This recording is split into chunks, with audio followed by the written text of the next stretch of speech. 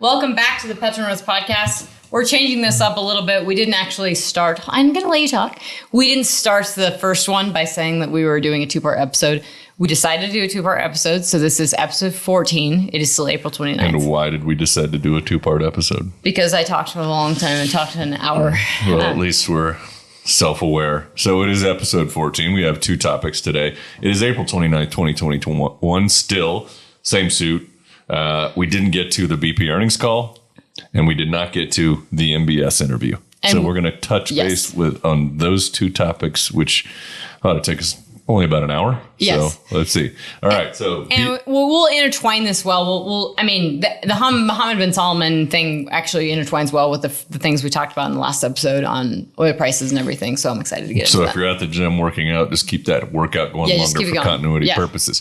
All right. So British Petroleum. Let me start with some good stuff that they did. They hit their $35 billion debt target. They're below that.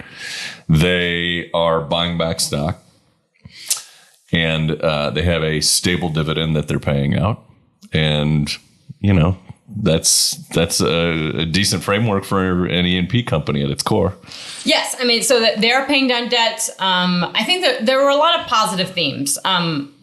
Ethan knows that I like to rip on BP. Many people like to rip on BP. The EFT community is all over it. But they are, I listened to this earnings call, and I do think they are trying to, they have this phrase, performing while transforming, and they are trying to be transformative. They really are trying to be they're trying to be an electric vehicle charging station. They're trying to be a IOC to IEC. Yes. So explain that to people. What do you think that means? They want to be an international oil company to an international energy company. From an integrated oil company to an integrated energy company. I think it speaks for itself. Yeah, when they say, I think it's almost more utility. It's like we want to do the hydrogen, and we want to do the wind power, and we want that to charge the electric vehicle charging stations. So, which is very hard, I think, for a lot of folks to wrap their arms around for an oil company. And, we'll see if they can pull this off successfully. I think that the regulatory environments and the incentives and stuff for them to do this are a critical component of that. Well, big picture, if your strategy is to maintain market share for end use, converting everything to BTUs, it's the right strategy. My only caveat and concern would be, can you do that and maintain returns? So they say 8 to 10% returns are what's targeted on their non-petroleum businesses. Now, that seems pretty skinny for a return target, and maybe they won't be able to achieve it. But on the other hand, it's not paying $100,000 an acre. It's true. Yeah. So and lighting money on fire, which is a lot of what we saw here in the U.S. absolutely. So there could be worse strategies. Totally true. And good. I would say some main themes. So the main themes I pulled out of this, and this is an hour and 42-minute call. They talk about they have paid down a lot of debt. They have paid that down faster. And you got to remember that they did this sort of transformative strategy that they only outlined last fall. So when they get criticized, and I'll talk about that shortly, they did get quite a bit of flack toward the end of their call on their wind stuff. And we talked about in the previous earnings call, they got quite a bit of flack for wind in terms of the returns, because they haven't broken out exactly how much and when. And I think they said in their last earnings call that basically they were going to start to see returns for wind in 2030. And so this was a little bit different in some of the criticism they were getting actually for offshore leases within the UK. But the point is that they're building upon the strategy of transforming the company. And so they say that they are just in the initial parts of that, and they're not willing to change it right now. So they're paying down debt. I believe they said $35 billion in debt, if I have that right, that they have now. They're strengthening the offshore wind in the UK and their electrification in Europe. And when the electrification in Europe is really about electric vehicle charging stations in Europe and teaming up with various companies like Volkswagen and others, and also doing that in the UK. They also have a memorandum of understanding, or an MOU, with Volkswagen for charging stations in the UK.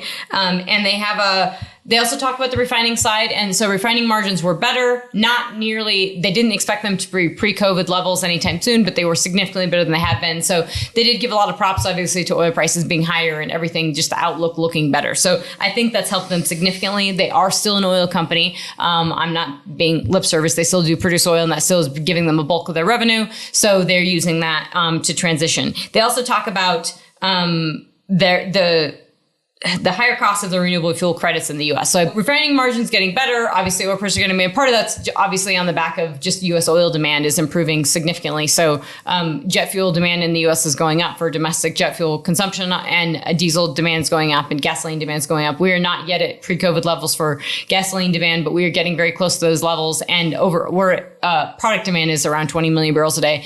I think folks have to remember we were at massive highs pre-COVID. We were basically at significant highs for oil demand. So that's why we're not quite there yet. But they also talk about another reason they mention is that net capacity additions, I think it was a million barrels a day on the refinery side for 2020. So they basically see that refinery margins aren't going to be great anytime soon because you actually added capacity. You still added globally, you added capacity on the refining side in 2020. And then they mentioned there. Yeah, I mean, big picture, we're still down on jet fuel. Even though we've seen a lot of recovery, we're still down on jet fuel everywhere, and that hurts cracks. Yes.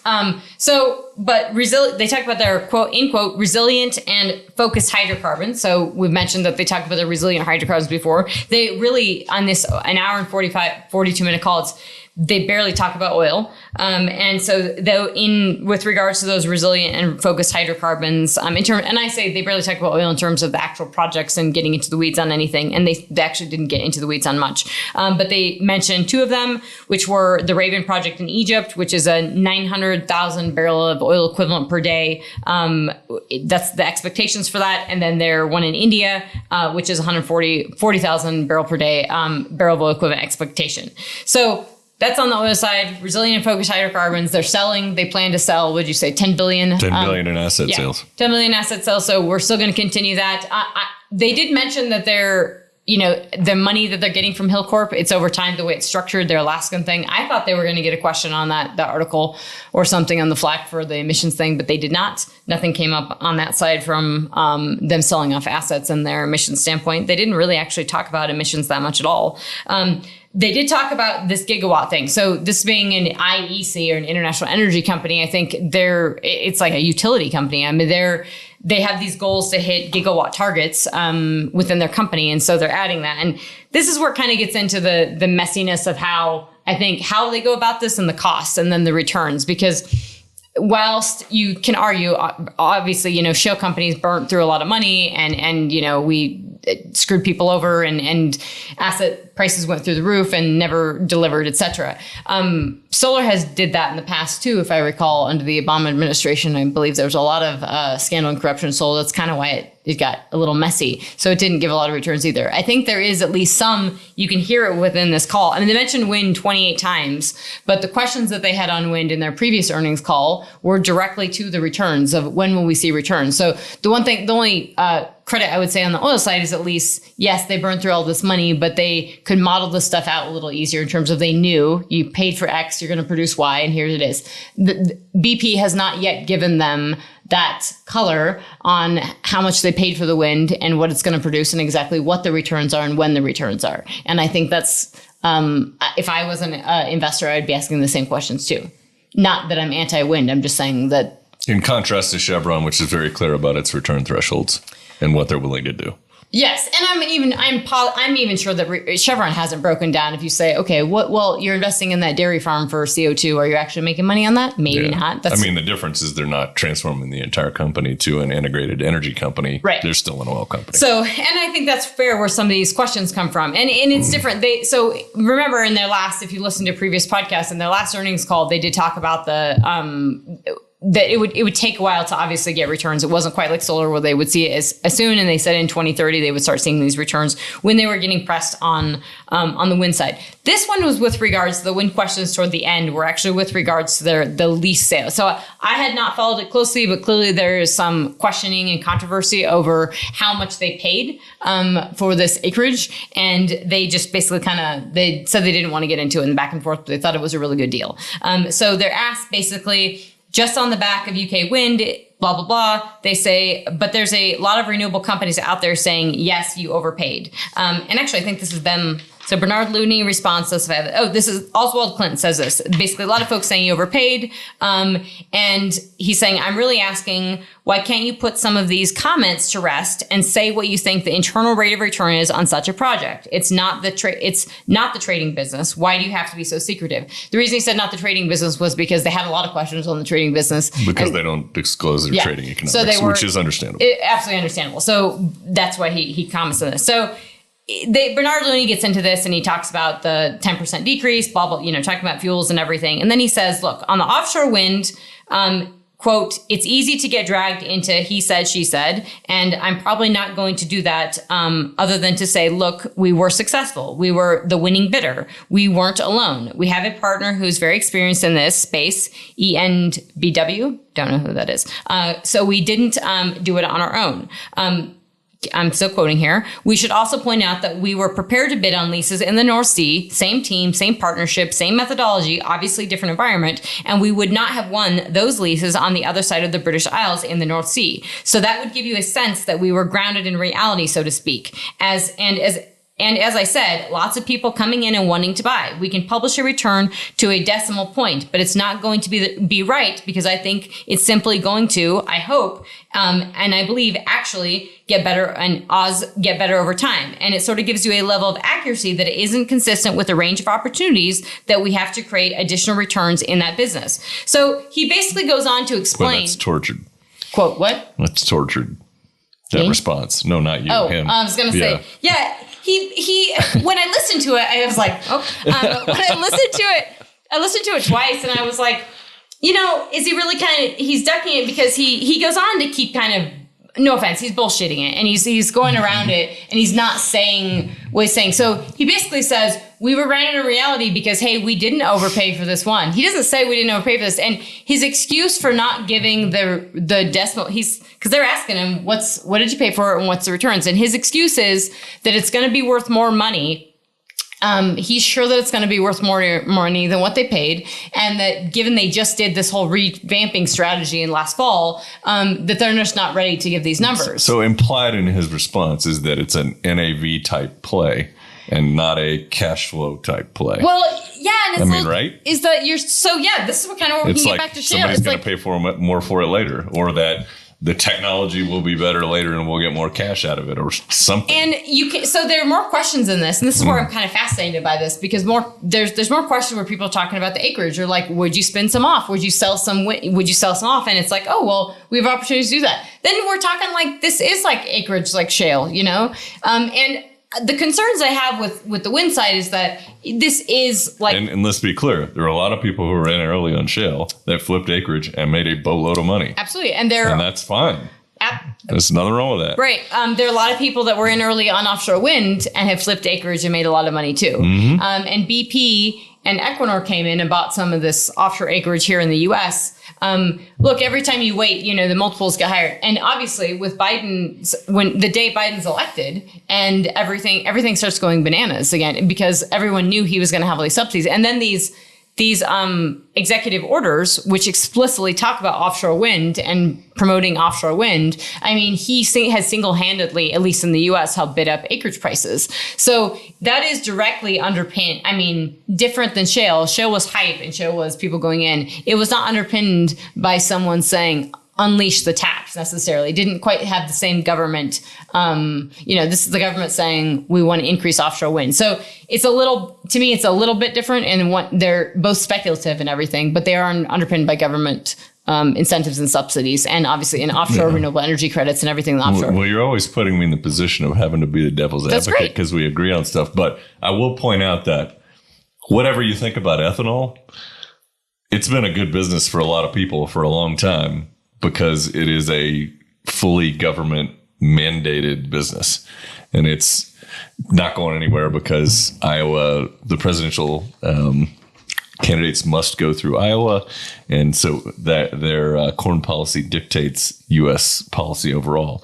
So to that end, there are worse things to bet on than long-term subsidy of an industry. Yeah. I mean, I don't think Ethan really should bring up ethanol to me. The Energy Policy Research Foundation in my previous career, that was one thing they they did a lot of work on ethanol. And my old boss, Lou Pugliese, is known for this. Like he testified on the Hill a lot. And the frustrating thing about ethanol was like under George Bush, he basically mandated. So it was a government mandate that the Congress passed to put it was a volumetric mandate because see, they had the belief that gasoline demand was just going to go exponentially rise. So of course, government knew best. If these people are not PhDs, they're not PhD economists, they haven't figured this out, but they mandated a number of the volumes that go into the gasoline pool. Well, we hit the blend wall at the time when the blend wall was 10% because you could only put so much ethanol into the gasoline pool. Then we said, okay, 15%. But obviously that'd be like your auto industry had to comply with that for, look at your sticker when you fuel up your vehicle. It says guaranteed for E15. Older vehicles don't have it. And then I believe, I think it was Trump who basically expanded that too. I mean, he leaned in, everybody leans into the farmers. They have to. I mean, they're a big lobbying group and so you lean as farmer. But the point is that the Congress thought the gasoline demand would exponentially grow, and they always had to back every year. They had to back out of this thing because they never had the volumetric requirements could never be hit, and we kept getting pushed up against this blend wall. So the point is, when government is mandating and putting numbers on energy use, it doesn't always work like that in reality. So when we're thinking about that, of like we have to hit X number of gigawatts of wind and X number of gigawatts of solar. I mean, I'm just saying it doesn't always work like that in reality, and it can cause sticky. Well, if you're, I mean, there's a question of what policy should be and what is actually going to happen, and if the government mandates certain market outcomes, regardless of the secondary and tertiary impacts, you can still invest in it. Well, yeah, exactly. You can still invest. Whether it should exist on its own or not. I don't disagree. I say that. I don't disagree. Yes, I know. Ethan hates that statement. I don't disagree. Apparently, Chuck Yates and I used it quite a bit in our podcast together. But bringing this back to BP before we close on this BP topic. So they say, I think it's interesting that somebody says in the earnings call, the way I relate to this thing, guys, is 100 years ago, people discovered oil fields, built refineries to process it, built service stations to sell it to consumers. All you're seeing with offshore wind is the rebuilding of that 100-year business. So the upstream isn't an oil field anymore; it's a wind farm. I don't know. That seems a bit of a stretch to me because I still don't. That would mean you've taken us all the way to the point where everyone's driving an electric vehicle and therefore oil is out of the equation. So I don't think wind farms are the next. Wind farms, you certainly can equate the way we did from the acreage standpoint in doing it, and downspacing. We're downspacing apparently on wind farms too. Apparently people have done the math and it makes more sense to put more windmills next to each other. So shocking. Well, look, the interesting aspect of this is that the history of energy transitions, and we've had lots of transitions before. I never miss a chance to say that the oil industry saved the whales because that's exactly what happened. And the history of energy is going from a less dense to a more dense, from a less scalable to a more scalable fuel.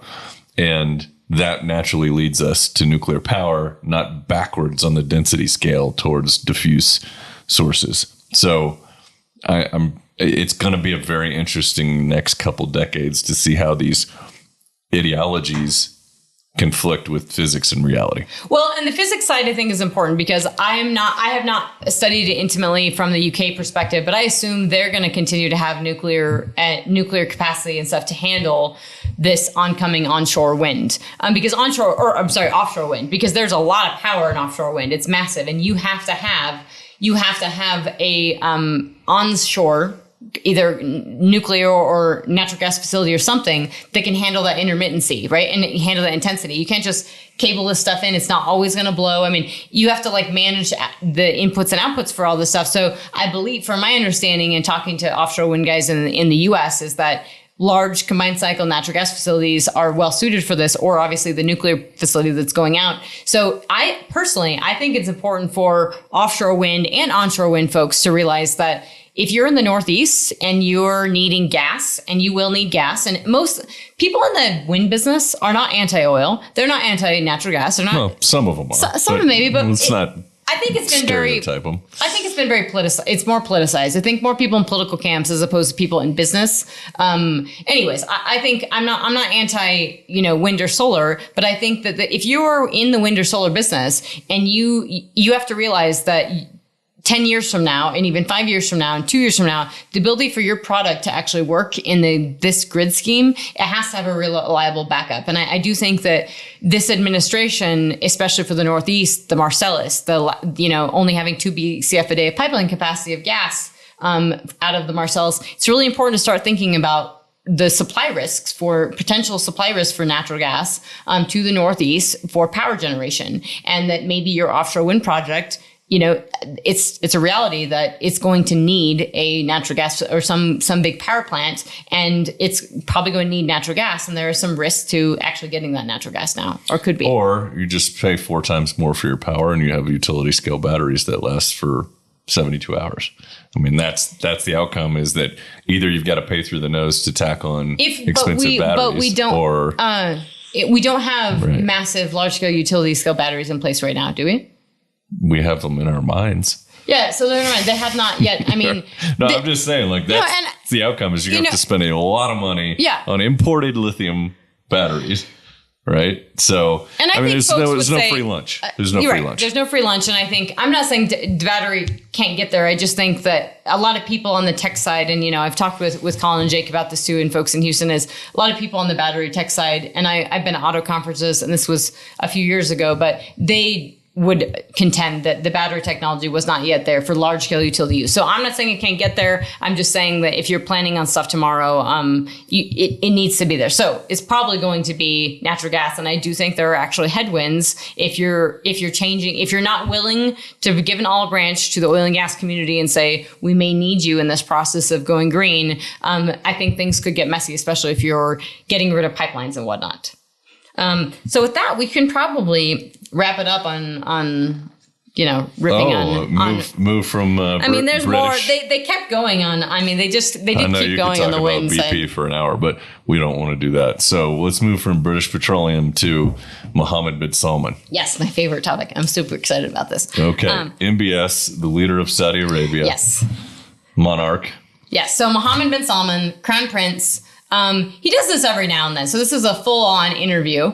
And in the Arab news is the translation into English, and there's video as well. Yes. Multiple videos. They were actually, when I watched it, the first one, I didn't realize that they had only released the first one, and I read it, and then they kept releasing more of these. I don't know if it didn't pop up or something, but there's multiple videos, and I still don't think I finished the whole thing. But if you watch it, there's a reason why Mohammed bin Salman, Putin, I don't know so much Xi Jinping, very, very similar styles, but they're really good at taking people in. And Mohammed bin Salman is a smiley guy, very intelligent, well-spoken. And so he does this interview, and it was 2 nights ago, and Bloomberg had sent a little blip out, and it was at midnight, and saying, hey, they're going to sell off a stake in the pipeline. And so it came from this interview is that they're willing to sell off more of a stake to a company. And in an interview, they asked, the interviewer asked, who are we selling this pipeline to? And he said, or who are we selling additional parts of Aramco to? And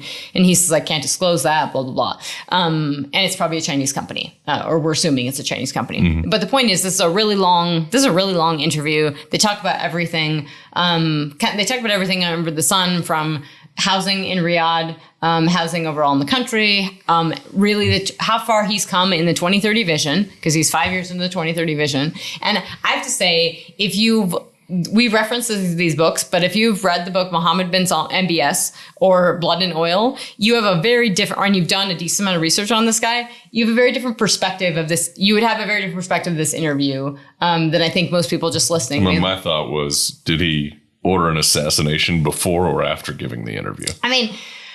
Well, the guy was you heard when he opened the interview. He's like, oh, thank you so much. Oh, no, you're one of the best journalists. You're one of the best interviewers. I'm like, okay, just as long as you don't cross him, or you can't actually cross him or go against him as a journalist, or you'll get in trouble. So of course it can't be a really critical interview. And even you could even tell the guy was just like, okay, well, what about this question?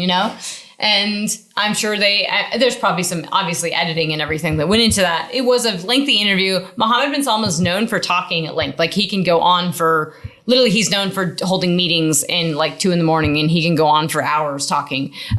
So he could we probably could go toe to toe in terms of bantering on about things. But some of the big takeaways, some things that really stuck out was his talking about oil. And he is actually on the record, and I want to say this before we get into this, he's on the record in the book Mohammed bin Salman, or the MBS. I think there was a quote in there that he had said early in his career that he had said Saudi Arabia wouldn't technically need oil by 2020. So he's already on the record for that. And I also want to make it clear that Mohammed bin Salman I said a lot of dumb stuff when I was 19. I know, but you're not running the kingdom.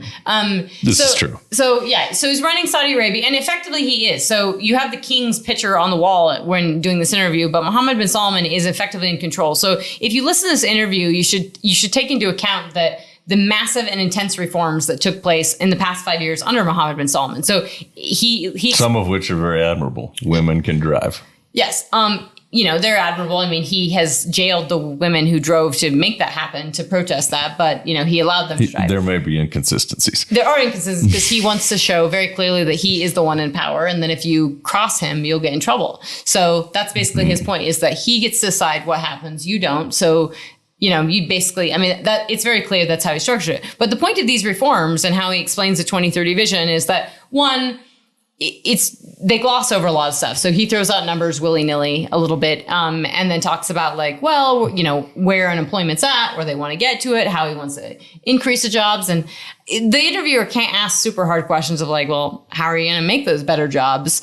You can't ask that hard question because that would be hard because, I don't know. So the one that really got me, he didn't follow up and say, so wait, you're saying that I know we're getting U.S. production's going to zero in 10 years? This is the best one. And we're going to bring this in context of the podcast we just recorded on oil demand and oil prices. But so he's asking him, he's obviously going to ask him about oil prices. And I want to find this perfectly because okay. So he says, the question by the interviewer is, this is the idea, Your Highness, that I would like you to simplify to me. How can we proceed to follow these steps the public investment fund will enable us to do without oil? So in context of this, they're talking about the public investment fund. They're talking about all the money that they've invested in the public investment fund and how this is new, right? That in the previous 5 years, they hadn't started this public investment fund. So he's been taking hundreds of billions of reals and investing in the public investment fund. They're buying sports teams and everything. And the point is that they're diversifying their economy through this. They're using oil money to do it, but they're diversifying through this. And for all intents and purposes, it is a diversification strategy.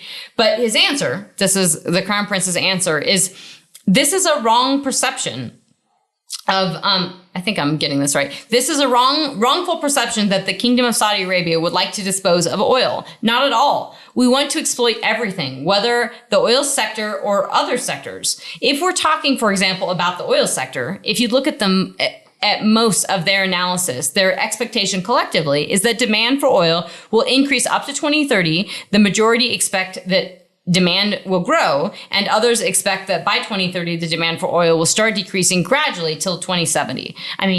He's not exactly right in most of the forecasts because he probably hasn't paid attention to In fairness, no one really knows. Yes, no one really knows. But anyways, he's got kind of an optimistic peak and then it plateaus.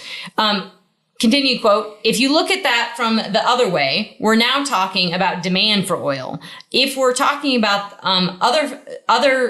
if we're talking about the others in terms of the supply, you find that the supply is lost more quickly or declines more quickly than reduced demand for oil. So this is where it gets into basically he's saying that's demand, but really it's about supply. So if demand is going to do that, then it's only about the supply. And he doesn't get followed up questions on this. So listen to this carefully.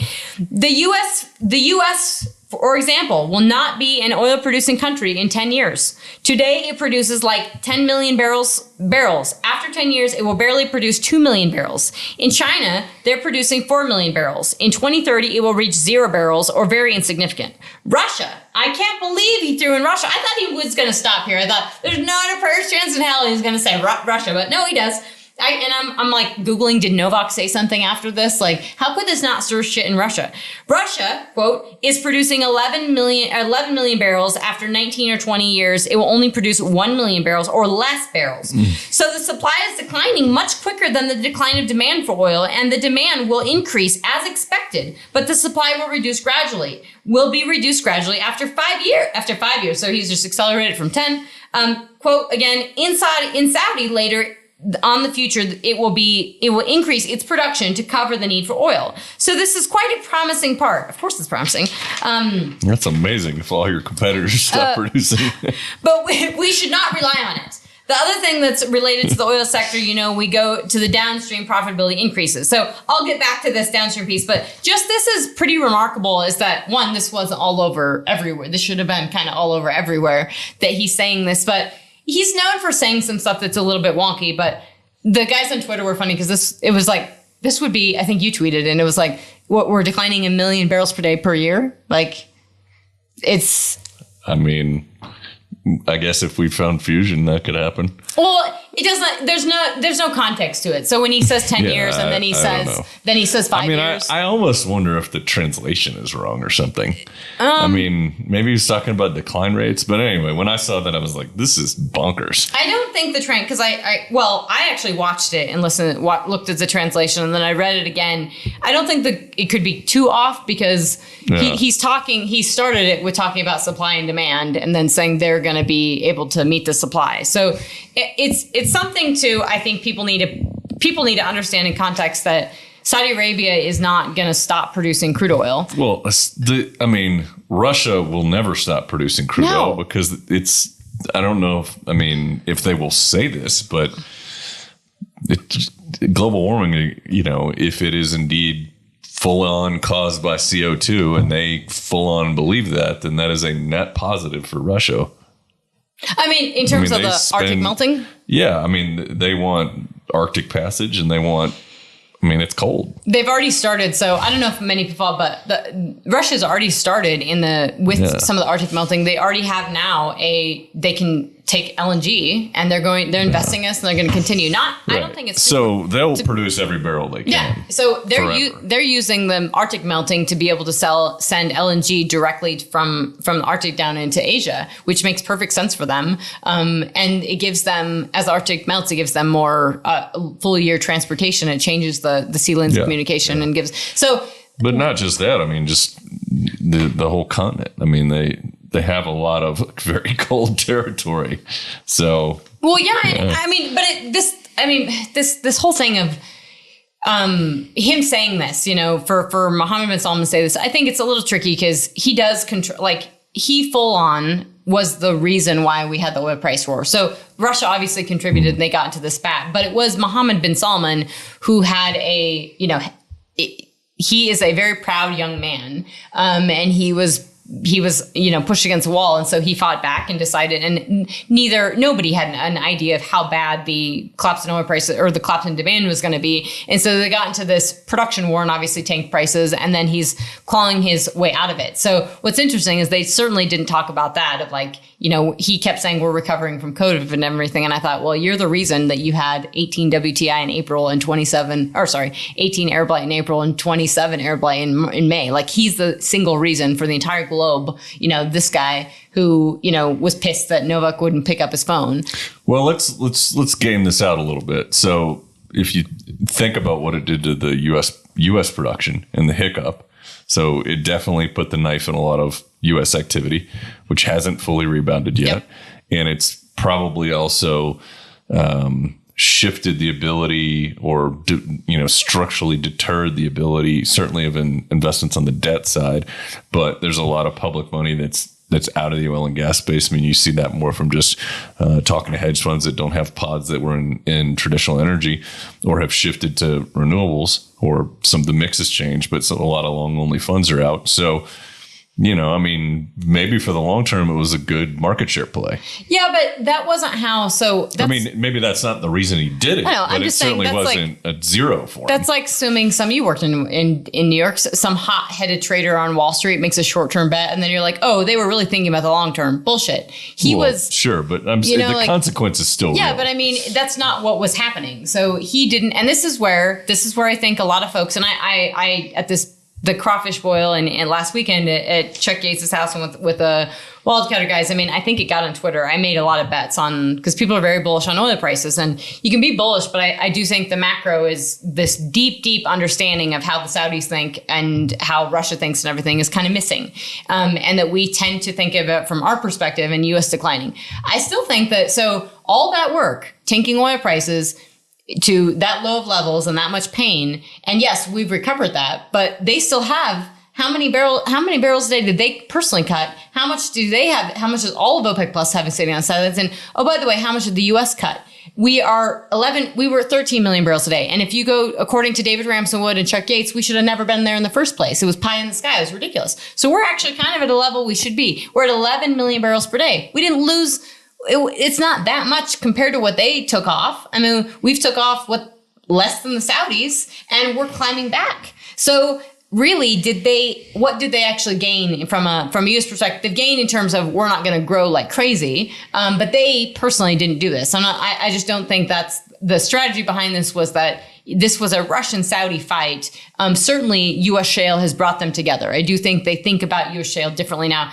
They think about it pretty poorly because they did not expect production to come back online. So OPEC has said that over and over, that they're shocked that production came back as quickly. And that is basic. That is we are turning production off, we're shutting it in, and we're bringing it back online. This is conventional. They should understand this, that would happen. So I don't know if they thought that it was going to go like you would shut it off and you wouldn't bring it back. Like, that makes no sense to me. So if prices had stayed at 35, for certain, you would have, a lot of those wells would have stayed shut in, but prices gradually moved back up. And this is where I think they and other people might be making the mistake, is thinking that not just U.S. oil, but it's like we tend to think about the Saudis and Russia and U.S. and that's it.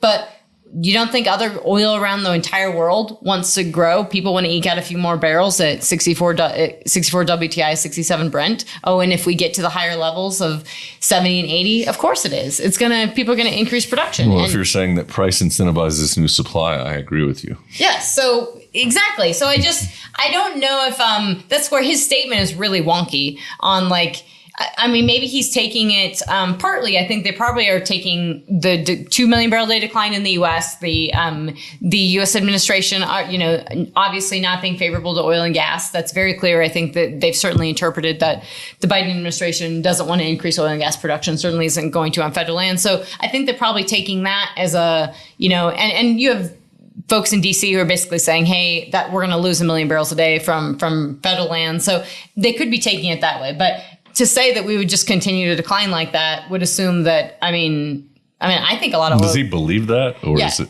I don't know. It seems very... the fact that they didn't really get into it, I just think... it almost seems a little Trumpian.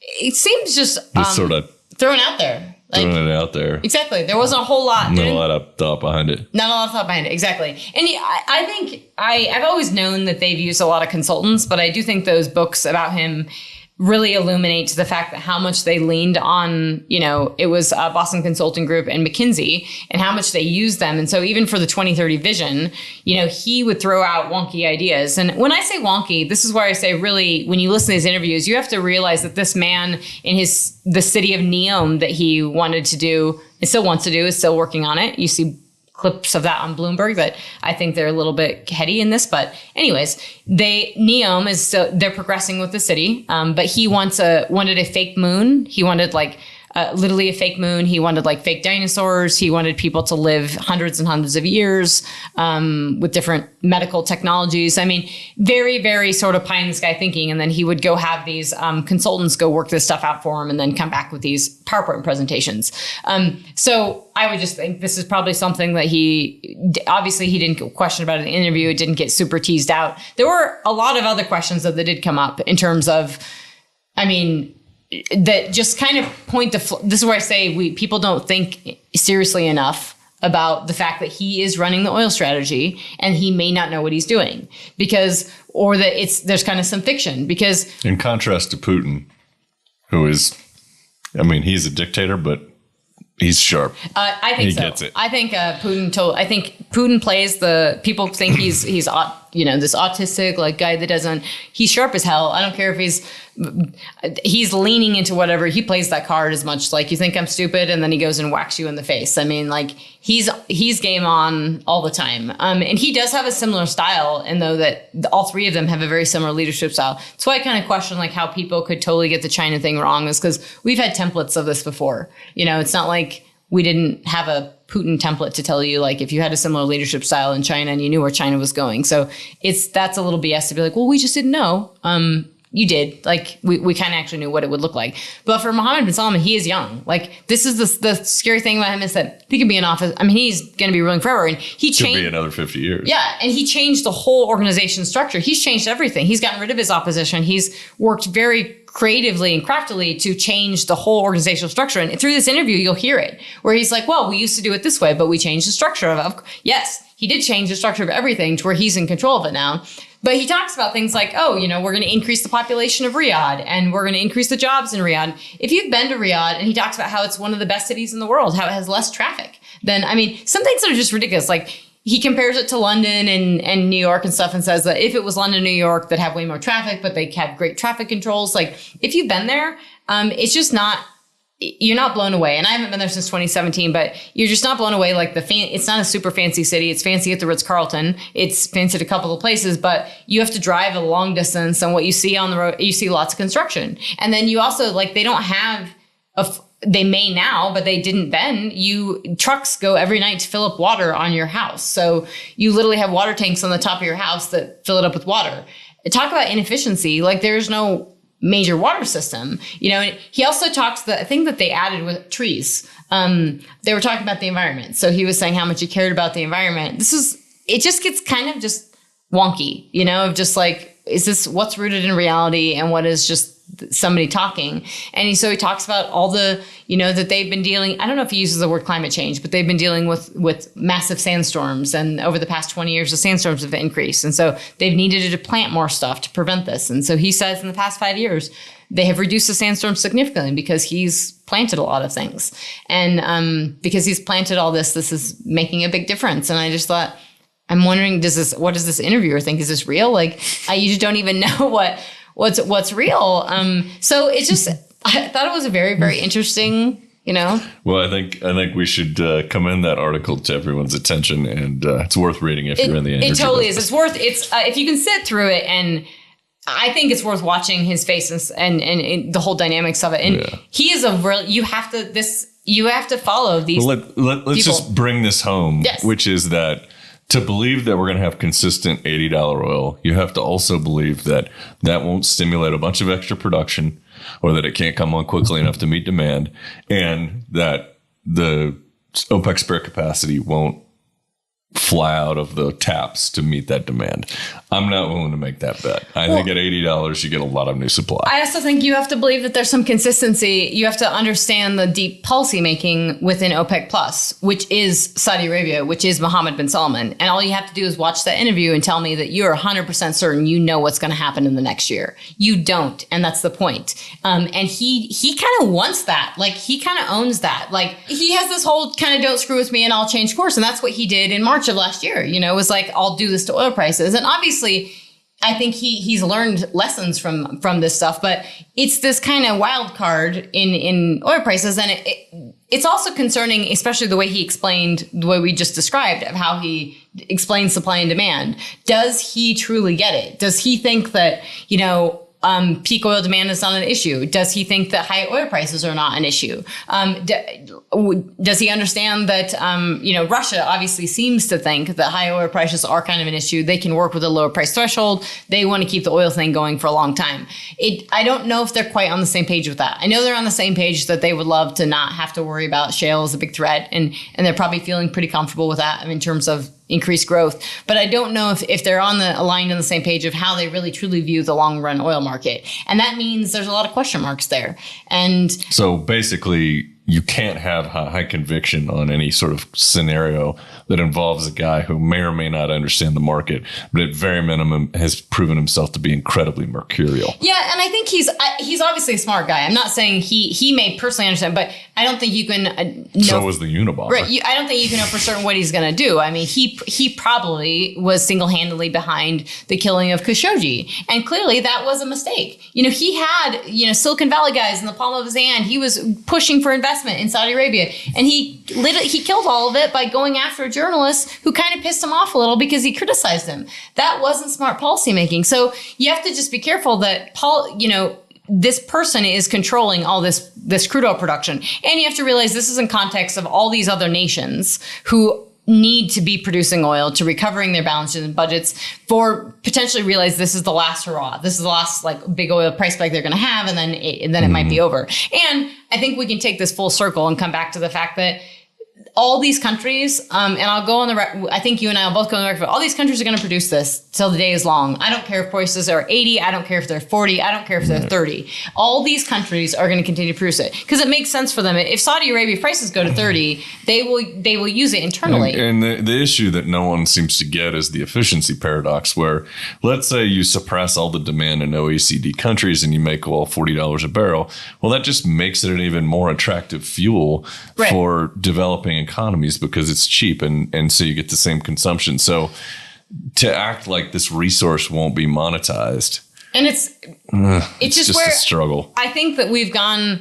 We have this lens. We kind of have this U.S. lens where production is declining in the U.S. We have these regulatory burdens. We certainly have a president who's telling us that we will be cutting 50 to 52%. I love that there's that 2% potentially 50 to 52% of emissions by 2030. Or I think we've pledged this along with Xi Jinping, who said that he's going to also work to cut emissions, which is ridiculous. But that's what we're saying. And so it means that we have to reduce this demand. And I think that that context and that lens is help creating this, push of investment on the renewable side, getting folks excited about that. And it's clouding people's judgment and understanding of how crude oil dynamics are going to work around the world and get natural gas for that matter. Because I think what's going to happen, truthfully, I really think that, people are going to try to push with all the renewables in the short term, realize that there's massive bottlenecks. Even if they wanted every solar panel they could from China, there's going to be bottlenecks with it. Prices are going to go up. And then these countries that can't afford it, they can't afford to change everything, they are going to have to use natural gas, and it is going to help them reduce their emissions. And what's going to happen is that if that's correct and prices, fall, the energy transition community thinks prices are going to fall, but obviously prices aren't falling. So near-term forecast for oil right now, and what is happening with oil is completely counter to what everybody has said to date on what oil demand is going to do. So somewhere between now and very quickly from now, demand has to fall off a cliff. And we've just told you that used car sales are going through the roof. Nobody wants to get on public transit. So I don't understand. There's got to be a breaking point, right? And so even if prices were to slide, say let's just go through the scenario, OPEC produces more oil, right? Saudi produces a little bit more and it's 6, whatever. Let's just say somehow it craters to 40. Oh that's like India's greatest gift. It's everybody's just going to do it. And the countries, my point is the countries themselves, they do have cheaper production. It's not expensive for Saudi Arabia to produce oil. It is not expensive for Russia to produce oil.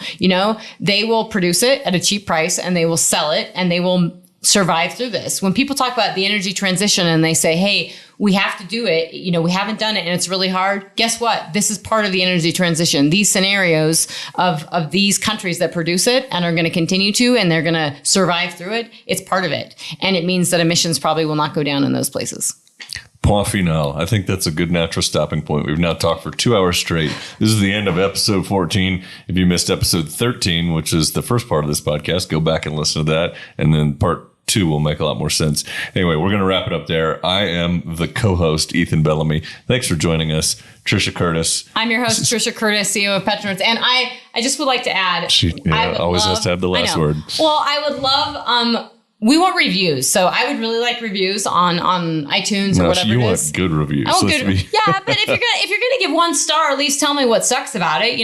So that's fine. I'm game for constructive criticism, but reviews are great. Chuck Yates always wants to downloads would be nice. We did do, and Ethan wasn't a part of it, so I'm sad about that. But the interview with Hylian with Louis Baltimore is crushing it on YouTube. All I care about that is that it beats out Colin and Roberts on with the Diamondback CFO. That's all I care about is beating them on that. So, but we're looking. Not that we don't like Diamondback. Just I love Diamondback. I just want to beat Colin and Roberts. So competitive in that space. So, anyways, thank you so much for listening. Really appreciate it. And yes, would love downloads and reviews. So, and tell your friends and family. Buonanotte.